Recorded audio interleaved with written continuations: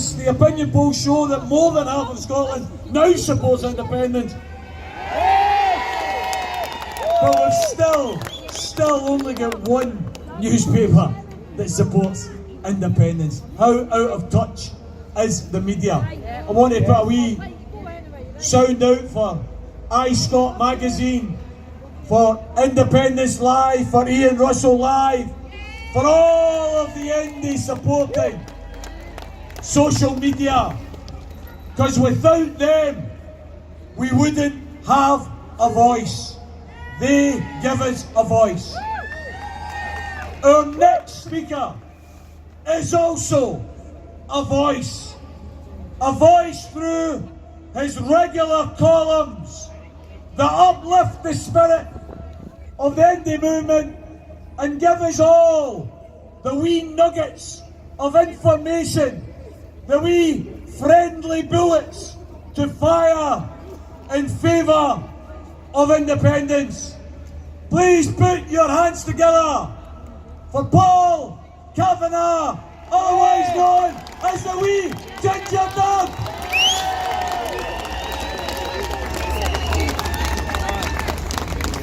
Hi there. It's a great turnout today, and the rain's off, which is brilliant. But yeah, it's great to see so many people here, and the reason that we're here is because of the catastrophic failures of the British government and the Westminster system. This might be the last few days of Theresa May's leadership. Well, I say leadership. It is an interesting philosophical question. Can a bin fire have a leader? Because that's where we are now. You know, there's such a mess. We're in such a mess that people who you might imagine would be serious and responsible are actually proposing Michael Gove as the leader of the Conservative Party and the next Prime Minister. And if Michael Gove is the answer to your question, the question can only be, how screwed are we?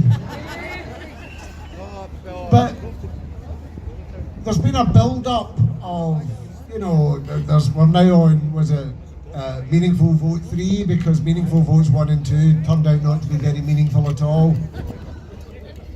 And it's now they're talking about this Meaningful Vote 3 might not happen because Theresa May can't get it through Westminster Parliament. And we just don't know what's going to be happening by the end of this week. Now, I personally hope that we can, by some miracle, avoid the catastrophe of Brexit. Scotland didn't vote for it. Scotland didn't want it. Scotland voted against Brexit by a considerably larger margin than it voted to remain a part of the United Kingdom. And yet, throughout this entire Brexit process, Scotland's voice has been completely ignored, sidelined and marginalised by the British government in Westminster. And that all by itself is a material change in circumstances that justifies Scotland having another independence referendum. Even if by some miracle we can avoid Brexit altogether, Scotland still has justification for another independence referendum, because this United Kingdom that we're in is not the United Kingdom that was sold to us in 2014. Who here feels that Scotland is an equal and valued partner in a family of nations? It's a farce. And that's what Brexit has taught us, the whole Brexit process. The Brexit process has taught us that the union that we're so proud of is a lie. There is no union, there is only a unitary British state, and a Scotland that is dragged along in the wake of English nationalism. If this really was a union, there would be some constitutional structures within the British state to protect Scotland, but there aren't. And that's why we can't say anymore that Scotland is a part of the Union. And that's why I think as we go into this next independence debate, this next independence referendum, that we have to change the language that we used back in 2014. We should no longer be talking about nationalists versus unionists, because there is no union. All there is are British nationalists. Because this isn't a debate between nationalists and non-nationalists. This is a debate about Scotland's future. This is a debate about the kind of country that we want to live in. And you don't magically get a free pass for nationalism because you support the continuation of the British state and Westminster rule in Scotland. That makes you a British nationalist. And as an independent supporter, I'm not going to collude in your delusions. I'm going to call you for what you are. Now, partly is to do with the shortcomings of the English language. I've said this before. You know, in Spanish, and I lived in Spain for 15 years, I speak Spanish. Spanish has two separate words for the different concepts of the kind of right-wing, regressive, xenophobic nationalism that has driven Brexit, the British nationalism of Brexit, and the desire for a country that wants independence to achieve independence. In Spanish, that second one's not called nationalism, it's called independentismo. And when I'm speaking in Spanish to my Spanish friends, I never call myself a Scottish nationalist. I say I'm an independentista escocés. But unfortunately, when you say that in English, you say you're an independentist, people just ask you how much you charge for orthodontic work. And it doesn't get you very far. So we're kind of stuck with the label of Scottish nationalists. But if we have to be Scottish nationalists, they have to be British nationalists.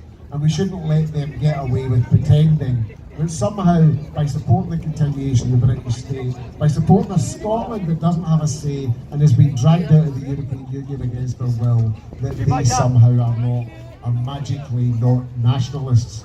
Because they represent the very worst kind of nationalism. They represent that xenophobia, that inward looking, that parochialism, that belief that they are somehow better than everyone else. The very kind of things that Independence for Scotland wants to reject. Because it's Scottish independence which is internationalist.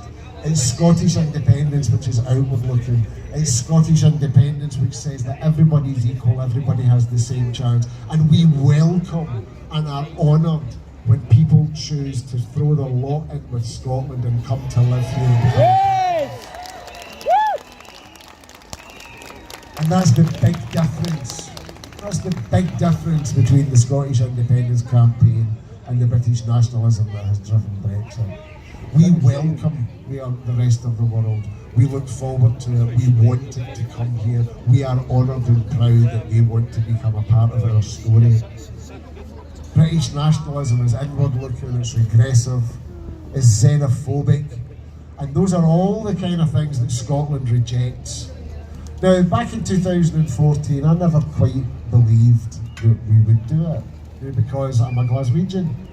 You know, and like most Glaswegians, I was born a cynical bastard, and I've just become more and more of a cynical bastard the older that I've got. So the whole kind of happy-clappy, you know, independence movement in 2014, to be honest, it didn't really sit well with me. And I think one of the lessons that we've learned is that what we need to do now, as we move into this new independence vote, this new independence referendum campaign, we have to talk about the downsides and the negativities of remaining a part of the United Kingdom. We have to talk about the threat that the United Kingdom and the British state and the Westminster system represents to Scotland, represents to our public services, represents to the very way that we see ourselves in the world. And when you look at people who've moved from no to yes, you know, they don't talk about the positive image of a better Scotland. They talk about their disillusionment with the British state. They talk about the promises that were made in 2014 that were broken. You know, I've actually tried to think of any kind of promise that was made to us in 2014 by the Better Together people that they actually kept. You know, they said we'd have all this investment in Scottish renewable energy. Did they have? They told us that, you know, that we would have stronger, safer, better devolution. Did they have? Told us that, you know, we would be safe within the European Union. That didn't happen. The only promise that they made that I can actually think that has been kept was that Michelle Bowen said she was going to leave the country. Which I cheered as much for that as well. But I'm going to finish up now. But I just want to leave you with this. Back in 2014, I never thought that we could do it. There was always a wee voice in the back of my head. I so much wanted to believe, but there was always a wee voice in the back of my head that said, I don't think we can, I don't think we can. As we move into a new independence referendum campaign, and make no mistake, there is one coming, because one way or another, the people of Scotland will have their say, and we do not need the permission of Theresa May in order to do so.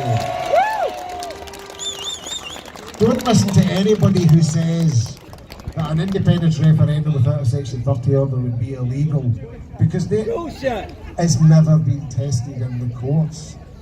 They don't know it's illegal, they're assuming it's illegal, they're hoping it's illegal, they want it to be illegal. But even if the courts ruled that an independence referendum without a Section 30 order, a consultative referendum, exactly like the EU referendum was a consultative referendum, even if that was ruled to be illegal, there is absolutely nothing to prevent the next set of elections in Scotland being turned into an effective referendum on Scottish independence. Yes!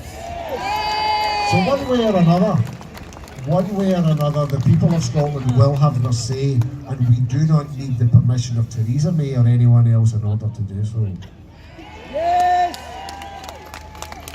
And as we go into this campaign, you know, the question that Scotland was faced in 2014 was, should Scotland become an independent country? And I don't think that's the question anymore. The question now is, when should Scotland become an independent?